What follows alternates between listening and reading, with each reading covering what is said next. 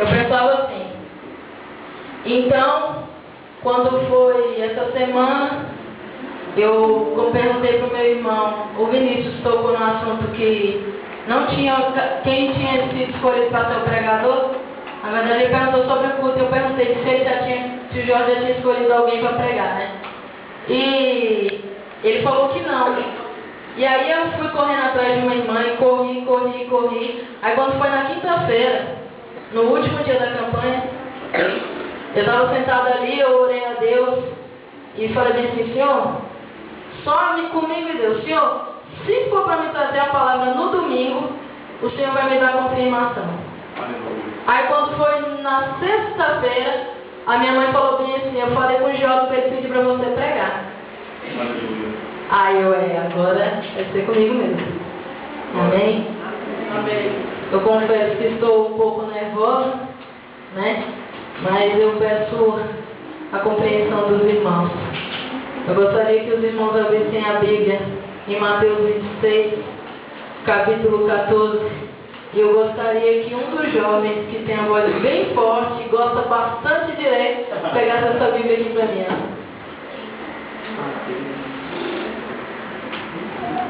Pega aqui, irmão, já que você gostou da ideia. Aleluia. Eu vou pedir para você pegar o microfone, que está ali na primeira, porque eu vou precisar mais de você. Amém? Glória a Deus, abençoe Jesus. Eu quero que você abra para mim Jonas. Não, vocês ficam aí em Mateus. Aleluia. Irmã Didi abre em Jonas primeiro. Alguém ajuda a irmã Didi ali. Alguém ajuda a irmã Didi que era no Velho Testamento. Aleluia. Amém? Glória a Deus. Enquanto procuram ali, acompanha a leitura comigo. Capítulo 14 diz assim: Então um dos 12, chamado Judas Iscariotes, dirigiu-se aos chefes dos sacerdotes e lhe perguntou: O que me darão se eu entregar a vocês? E eles fixaram o preço, 30 moedas de prata. Desse momento em diante, Judas passou a procurar a oportunidade para entregá-lo. Irmão Didi, lê para mim, Jonas 1:3. 1, do 1 ao 3, né? Isso.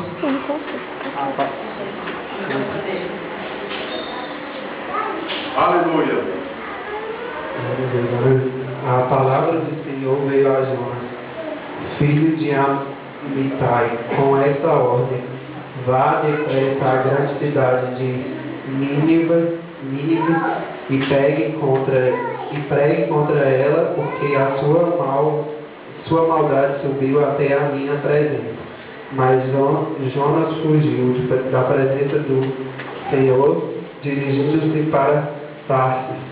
Desceu à cidade de Jope, onde encontrou um navio que se destinava àquele porto. Depois de pagar a passagem, embarcou para Tarsis para fugir do Senhor. Amém. Eu só vou ler mais um texto. Vocês estão pensando, nossa, texto demais. Só mais um texto para complementar. Aqui eu vou ler em Lucas 15:11, que diz assim: Jesus continuou: um homem tinha 2 filhos. O mais novo disse ao seu pai: Pai, eu quero minha parte da herança. Assim ele repartiu a sua propriedade entre eles. Não muito tempo depois, o filho mais novo reuniu tudo o que tinha e foi para a região distante e lá desperdiçou seus bens vivendo irresponsavelmente. Amém. Os irmãos podem apresentar. Nesse momento os irmãos estão perguntando: por que 3 textos? Por que 3 livros completamente diferentes? Aleluia. Nesses textos vem contra uma coisa em comum. E o tema da minha mensagem que eu vou tratar nessa noite vai valer a pena. Judas trocou Jesus por 30 moedas de prata. Jonas achou que podia fugir de Deus. E filho pródigo, de certo modo, abandonou a presença de Deus para viver as coisas do mundo, porque achou que ali não seria o seu lugar. O que eu quero dizer com essas três histórias? O que eles têm em comum é que eles quiseram trocar Jesus por alguma coisa. Jonas, nem tanto, que ele fugiu. O filho pródigo e Jonas têm em comum porque eles tiveram a chance de tentar novamente, de ir até Jesus novamente, mas Judas não. Nesse momento, o que eu quero tratar? Vale a pena, por mais difícil que seja, não vale trocar nada nesse mundo pela presença, no lugar da presença de Deus. Às vezes um amigo seu chega em você e fala assim: não, vamos beber ali, ó, ninguém precisa saber não. É só um golinho. Aí você fala: ah, mas o que tem a ver? Tem alguém que diz assim: tem nada a ver, isso é normal. Eita coisinha que vai ser que se dá mal. Você fala: ah, não tem nada a ver não. É só um golinho. Aí vai lá e ó, um golinho. Aí fala assim: ah, mas só outro, tem nada a ver. E vai trocando a presença de Deus por isso. Vai trocando a presença de Deus por uma mentira. Vai trocando a presença de Deus por dinheiro. Vai trocando a presença de Deus por uma oração. Vai trocando a presença de Deus. Vai trocando, vai trocando. Quando você vê, você já está longe da igreja. Glória a Deus. Mas Jesus sempre está ali, ó, de braços abertos. Que nem o pai do filho pródigo, esperando a volta. Graças a Deus, Deus nos permite ter a segunda chance de irmos até Ele. O que eu vejo aqui na história de Judas, de Jonas e do filho pródigo? Glória a Deus, aleluia. Eu vejo que são pessoas que viram que se tem outra alternativa e que do lado de Deus está mais difícil, eu não estou ganhando nada do lado de Deus. É assim que muitas pessoas pensam, por isso elas fazem as escolhas erradas. Aí ela pensa: ah, então eu vou fazer isso aqui, porque aqui é mais fácil, porque eu estou ganhando mais por isso aqui, porque aqui eu tenho total liberdade.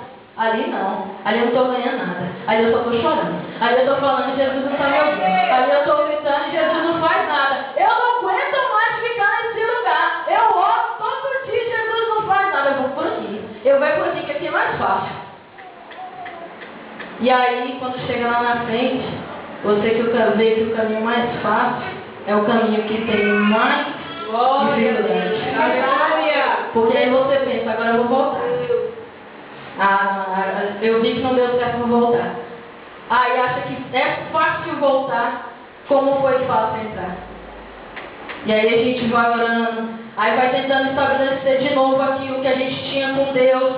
E a gente vai orando, vai jejuando. E aí Jesus, de braços abertos, nos trata como se nada tivesse acontecido. Glória a Deus.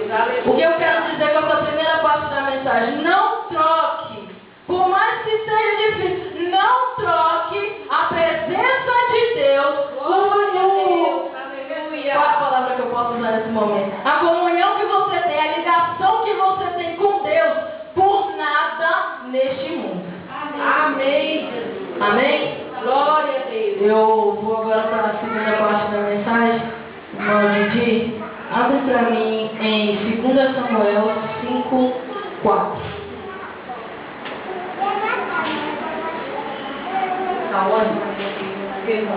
Amém, aleluia.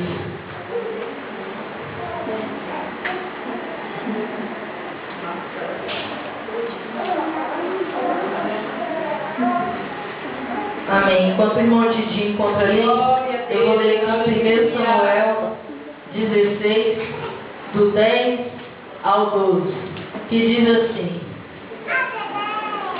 Jessé levou a Samuel 7 dos seus filhos, mas Samuel lhe disse: o Senhor não escolheu nenhum destes.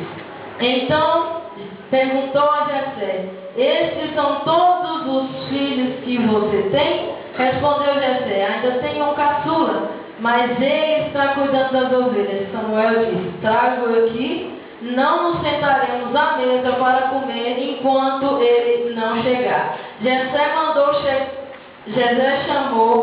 chamá-lo e ele veio. Ele era ruivo, belos olhos e boa aparência. Então o Senhor disse a Samuel: é este, levanta-te e unja-o. Agora lê para mim, irmão Samuel.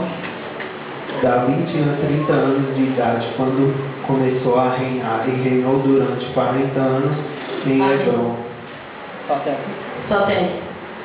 Aí os irmãos perguntam para mim: o que isso tem a ver com a primeira parte da mensagem? Eu dei 3 exemplos de pessoas que trocaram Jesus, que pensaram que não valia a pena aquele caminho perante Deus e quebraram a cara. Agora eu vou dar 3 exemplos de pessoas que permaneceram na presença de Deus e com todas as lutas conseguiram alcançar a vitória. Amém? Aqui nós tratamos da história de Davi, que foi ungido. Na Bíblia não diz a idade certa de Davi, né? E eu creio que ele tinha mais ou menos uns... 16 anos. Tinha 16? Olha aí, ele tinha 16 anos quando foi ungido a rei.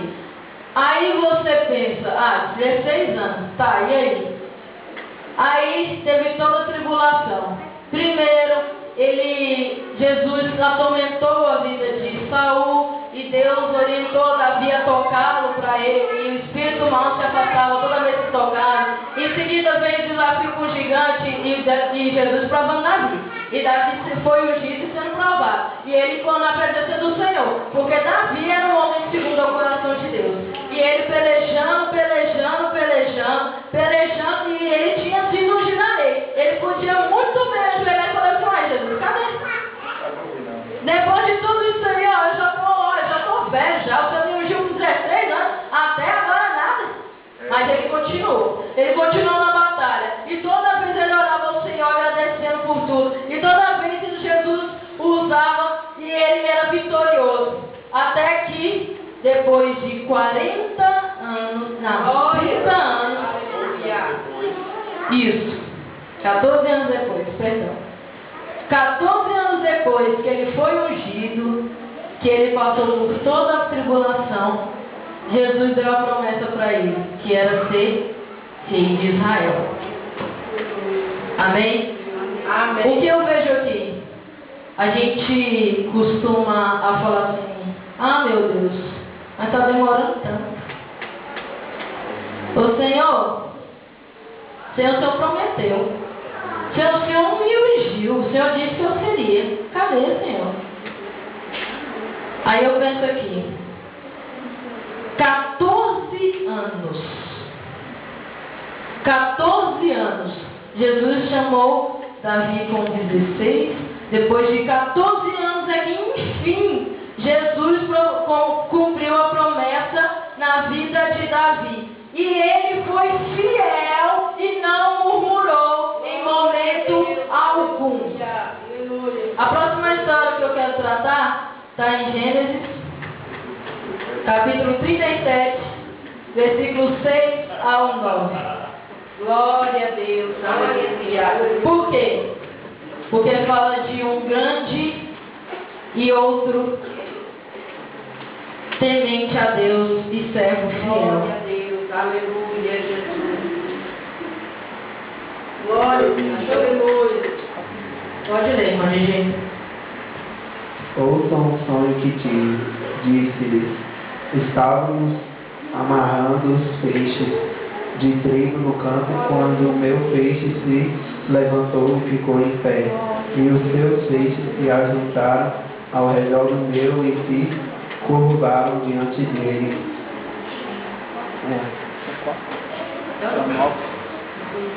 Seus irmãos lhe disseram: então você vai reinar sobre nós? Quer dizer que você vai nos governar. E o odiaram ainda mais por causa do sonho que tinha dito. Depois teve outro sonho e o contou aos seus irmãos: tive outro sonho, e dessa vez o sol e a lua e 11 estrelas se curvaram diante de mim. Glória a Deus, aleluia. Amém. O que nós temos no capítulo 8? Eu só quero enfatizar uma palavra em si, mas eu vou ler a frase toda. quer dizer que você vai governar essa palavra, governar. E aí é o que me leva para o próximo versículo, que é Gênesis 42, do 6 ao 9, que diz assim: José era governador do Egito, e era ele que vendia trigo a todo o povo da terra. Por isso, quando os irmãos de José chegaram, curvaram-se diante dele com o rosto em terra. Prosseguindo, José reconheceu seus irmãos e logo os viu, mas agiu como se não os conhecesse. E lhes falou asperamente: De onde vem? Responderam eles: Da terra de Canaã, para comprar comida. Indo para o 9, diz assim: lembrou-se então do sonho que tivera a respeito deles. Só até aí. José tinha 17 anos quando sonhou. Glória a Deus, aleluia. E muito tempo depois, 13 anos, ele viu um sonho. Ele teve um sonho aos 17 anos e depois ele viu o sonho se concretizar 13 anos depois. Qual é a finalidade que temos na vida de Davi e de José ao mesmo tempo em relação a isso? Pessoas que foram ungidas, foram prometidas por Jesus, e só depois de muito tempo Jesus cumpriu na vida deles. E vejamos, a minha mãe perguntou assim, eu estava estudando sobre esse tema, Jesus, e a minha mãe perguntou assim: mas qual era o problema de José? Porque eu não lembro qual era, eu não me lembro que ele fazia isso ou aquilo, né, e tal. Aí o meu padrasto foi e comentou com ele: sabe qual era o problema de José? É porque quando Deus prometeu para ele, se ele tinha sonho, ele ia lá e contava para todo mundo. Glória a Deus, aleluia. Tudo que é contado para todo mundo tem 99% de chance de não dar certo. Porque por mais que você confie na pessoa, ela pode confiar em outra, e essa outra pessoa já confia em outra, e essa outra pessoa já confia em outra, daqui a pouco cai em quem você não queria que ouvisse. E aí a pessoa falou assim: aquela ali não. Aquele outro ali não. Jesus fez um mistério muito grande na vida tanto de Davi quanto de José. E eles foram servos ungidos e prometidos por Deus. Agora eu vou mais um exemplo, só para mim acabar minha pregação, que é um dos servos que eu admiro grandemente, que é Jó. Amém? Onde dia abre para mim, Jó 1:8.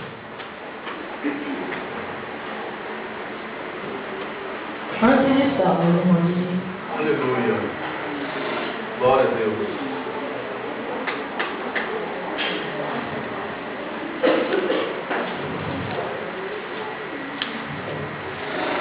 Bendito seja o poder de Deus.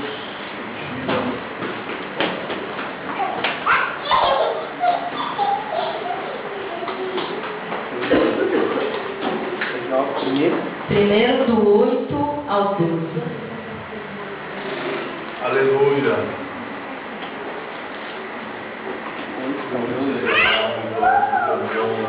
Pode ir.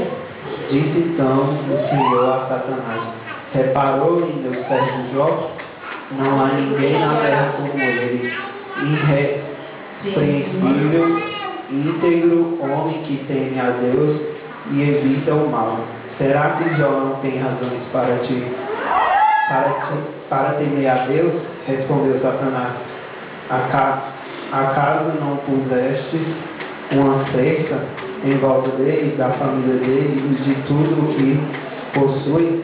tudo mesmo tem abençoado tudo o que ele faz, de modo que os seus rebanhos estão espalhados por toda a terra.